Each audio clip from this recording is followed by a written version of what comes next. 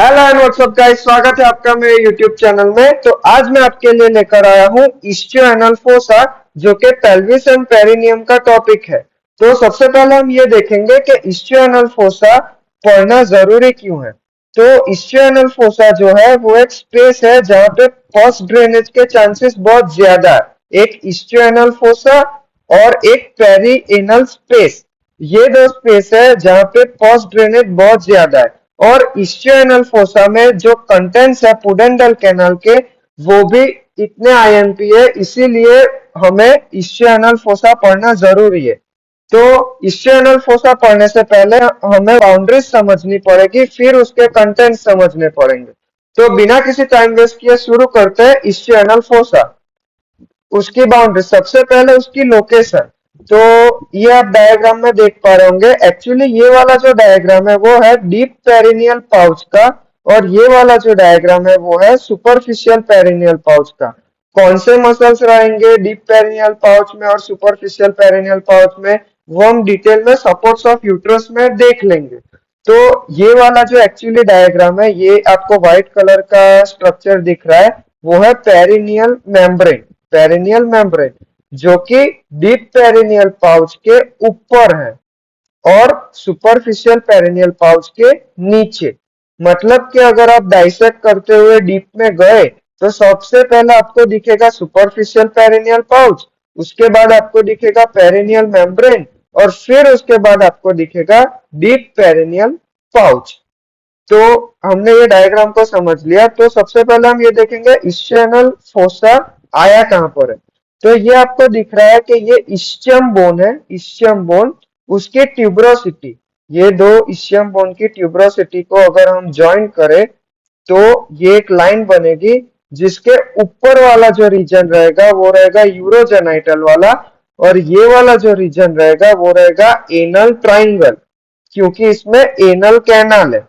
तो anal canal के laterally, मतलब के दोनों लेटरली साइड, ये आपको ये जो ट्राइंगल जैसी स्पेस दिख रही है वही है ischio anal fossa. Ischio anal fossa या तो ischio rectal fossa. Ischio anal is equal to ischio rectal.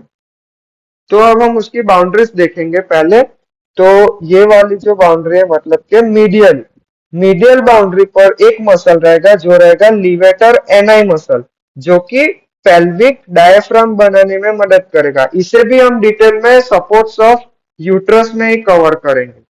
तो ये जो लीवेटर एनआई मसल है वो मीडियल ही रहेगा। ये आप डायग्राम में देख पा रहे होंगे कि ये वाला जो ट्राइंगल है उसके ठीक मीडियली ये वाला मसल है जो कि पेल्विक डायफ्राम बना रहा है, वही है लीवेटर एनआई मसल। अब हम बात करते हैं उसकी लेटरल बॉर्डर की। तो लेटरली जो है वो इस्चियम बोन रहेगा, जो कि ऑब्चुरेटर इंटरनस मसल को उसके साथ अटैच रख रहा है। और ऑब्चुरेटर इंटरनस जो मसल है वो ऑब्चुरेटर फेसिया से कवर्ड है। ये आप डायग्राम में देख पा रहे होंगे। ये वाले सेक्शन में देखें तो ये वाला जो है वो इस्चियम बोन है, उसके ऊपर ऑब्चुरेटर इंटरनस मसल और उसे कवर करता हुआ फेसिया, जो कि है ऑब्चुरेटर फेसिया। ऑब्चुरेटर फेसिया, उसके अंदर ही कंटेंट्स रहेंगे पुडेंटल कैनाल के, वो हम कंटेंट्स में देखते हैं। अब अगर हम बात करें एंटीरियर बॉर्डर की, तो एंटीरियरली जो है, जैसा मैंने आपको बताया कि सबसे पहले सुपरफिशियल पेरिनियल पाउच आएगा, उसके बाद पेरिनियल मेम्ब्रेन आएगी, और उसके बाद डीप पेरिनियल पाउच आएगा। तो उसकी एंटीरियर बॉर्डर जो रहेगी वो, उसमें सबसे पहले पेरिनियल मेम्ब्रेन रहेगी, और उसके बाद रहेगा सुपरफिशियल पेरिनियल पाउच, मतलब के सुपरफिशियल ट्रांसवर्स पेरिनियल मसल, जो कि सुपरफिशियल पेरिनियल पाउच का मसल है। Superficial transverse perineal, STP. ये देखिए, perineal membrane and STP, superficial transverse perineal, superficial transverse perineal muscle. अगर हम बात करें पोस्टीरियरली की, तो पोस्टीरियरली सैक्रोट्यूबरस लिगामेंट रहेगा। ये आप देख पा रहे होंगे, सैक्रम बोन से इस्चियम बोन की ट्यूबरोसिटी तक जो लिगामेंट रहेगा वही है सैक्रोट्यूबरस लिगामेंट। ये वाले डायग्राम में भी आपको दिख रहा होगा, सैक्रम बोन से इस्चियम बोन तक की ट्यूबरोसिटी पर सैक्रोट्यूबरस लिगामेंट, जो कि ग्लूटियस मैक्सिमस मसल को ओरिजिन दे रहा है, जो कि ग्लूटियस मैक्सिमस मसल को ओरिजिन दे रहा है, सैक्रोट्यूबरस लिगामेंट। वही उसकी पोस्टीरियर बाउंड्री बनाएंगे, posterior boundary, sacrotuberous ligament giving origin to gluteus maximus muscle। अब इसमें नोट करने वाला पॉइंट यह है कि एक इस्चियोरेक्टल फोसा मतलब कि एक इस्चियोएनल फोसा दूसरे इस्चियोएनल फोसा के साथ कम्युनिकेट कर सकता है। मतलब कि ये वाला एक इस्चियोएनल फोसा दूसरे वाले इस्चियोएनल फोसा के साथ ऐसे कम्युनिकेट कर सकता है हॉर्स शू शेप में। ये आपको शेप दिख रहा होगा, वो रहेगा हॉर्स शू शेप। तो हॉर्स शू शेप में इसका कम्युनिकेशन हो सकता है। अब हम अगर बात करें कंटेंट्स की, तो कंटेंट में हम देखेंगे कि ये ऑब्चुरेटर इंटरनस मसल है, जिसके ऊपर ऑब्चुरेटर फेशिया है, उसके अंदर जो रहेगा वो रहेगा पुडेंडल कैनाल, और पुडेंडल कैनाल ओरिजिन देगा पुडेंडल न्यूरोवास्कुलर बंडल्स को, मतलब के pudendal when, pudendal nerve, pudendal artery. ये आप देख पाएंगे पुडेंडल नर्व, पुडेंडल आर्टरी और पुडेंडल वेन, जो कि पुडेंडल कैनाल का कंटेंट है। और पुडेंडल कैनाल जो है वो ऑब्चुरेटर फेशिया का कंटेंट है, मतलब के इस्चियोएनल फोसा का। तो ये जो पुडेंडल नर्व रहेगी वो हमने पहले वाली वीडियोस में भी देखा था, प्रोस्टेट की और वो सब की, तो कि वो वॉलेंटरीली सप्लाई दे रही थी एक्सटर्नल यूरेथ्रल स्फिंक्टर मसल को।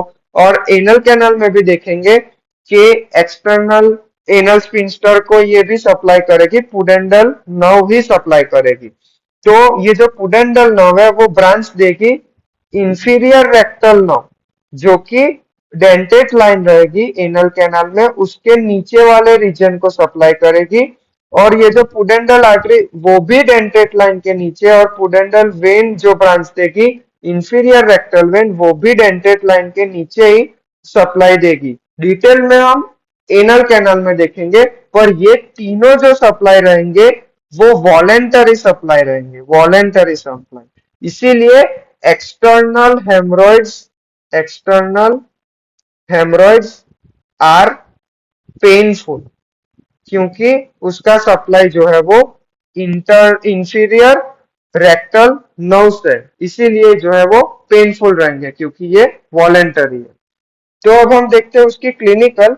तो क्लिनिकल एनाटॉमी में ये रहेगा कि ये जो एब्सेस है, मतलब कि अगर एब्सेस हो जाए इस्चियोएनल फोसा में तो वो बर्स्ट भी हो सकता है।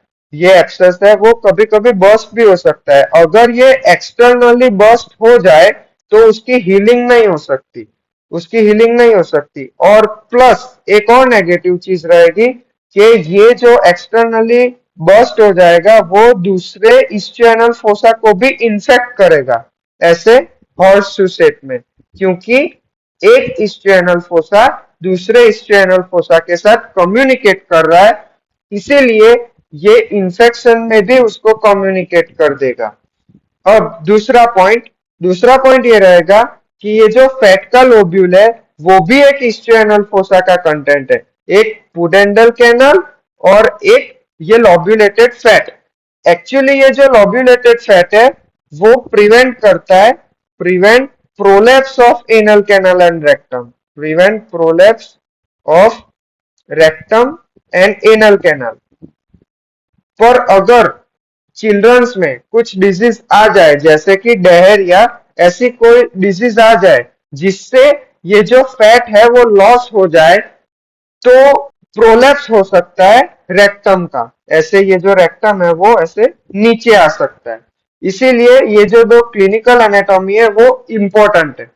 फिर अगर हम बात करें ये वाले डायग्राम की, जो कि आपको एग्जाम में ड्रॉ करना पड़ेगा, तो ये वाले डायग्राम में ये तीन स्पिंस्टर रहेंगे, वो हम एनल कैनल में देखेंगे, क्योंकि ये एक्सटर्नल एनल स्पिंस्टर्स है। ये वाला जो है वो डीप एनल स्पिंस्टर, ये वाला सुपरफिशियल और ये वाला सबक्यूटेनियस।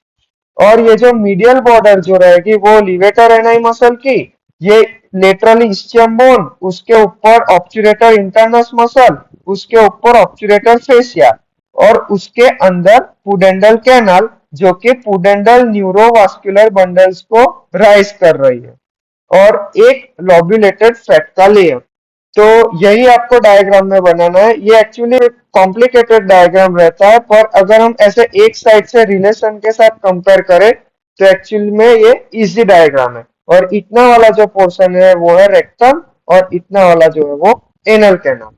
तो हमने इस चैनल फोसा की बाउंड्रीज देख ली, उसके मीडियली, लेटरली, एंटीरियरली, पोस्टीरियरली क्या होता है वो हमने देख लिया, कंटेंट्स देख लिया, उसकी क्लिनिकल एनाटॉमी देख ली, हमने एटलस के डायग्राम से उसे समझ लिया।